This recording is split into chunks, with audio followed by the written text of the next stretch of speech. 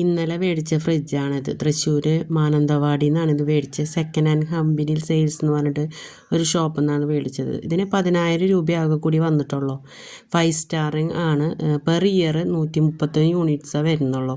ഞാൻ 15 വർഷം മുമ്പ് ഇങ്ങനെ സിംഗിൾ ഡോർ മേടിച്ചിരുന്നത് 318 യൂണിറ്റ്സാണ് പെർ ഇയർ വന്നിരുന്നത്. അന്ന് അതായിരുന്നു ഏറ്റവും കറണ്ട് ബില്ല് കുറവുള്ളത് അതായിരുന്നു. ഇപ്പം അങ്ങനെയല്ല, നമ്മൾ സിംഗിൾ ഡോർ കഴിക്കുമ്പോൾ തന്നെ 131 യൂണിറ്റ്സ് പെർ ഇയറിൽ വരുന്നുള്ളൂ. അപ്പോൾ അത്രയും കറണ്ട് ചാർജ് കുറവാണ് ഇപ്പോൾ സിംഗിൾ ഡോറിന് ഫ്രിഡ്ജിന് വരുന്നത് ഇപ്പോൾ ഇറങ്ങണതൊക്കെ. മുമ്പത്തെ അങ്ങനെ ആയിരുന്നില്ല, ഇതിൻ്റെ ഇരട്ടി വന്നിരുന്നു. ഞാൻ അങ്ങനെ വാങ്ങിച്ചിരുന്നത്. ഇപ്പോൾ നമ്മൾ ഓൺലൈനിൽ ഇതിന് ഓർഡർ ചെയ്തിട്ടുണ്ടായിരുന്നു. 17,000 രൂപയാണ് ഈ ഫ്രിഡ്ജിന് വന്നിട്ടുണ്ടായിരുന്നത്. അപ്പോൾ ഞങ്ങളുടെ ഒരു കസിൻ അങ്ങനെ പറഞ്ഞു, ഇങ്ങനെ സ്ഥലമുണ്ട്, അവിടെ പോയി നോക്കി നോക്കൂ, നല്ല റേറ്റ് കുറവുണ്ടാവും എന്ന് പറഞ്ഞു.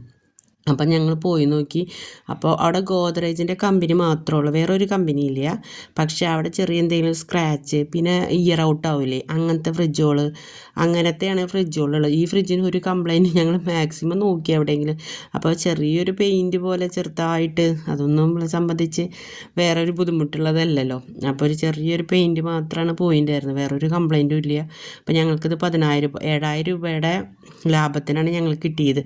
പിന്നെ എക്സ്ട്രാ നമുക്ക് വരുന്നത് ഓട്ടോറിക്ഷ കാശാണ്. നമ്മൾക്ക് വന്നത് 1,300 രൂപയാണ് ഞങ്ങൾക്ക് ഓട്ടോറിക്ഷ കാശ് വന്നത്. അപ്പം എന്നാലും ഒരു 5,000-6,000 രൂപ നമുക്ക് ലാഭം കിട്ടുന്നുണ്ടല്ലോ.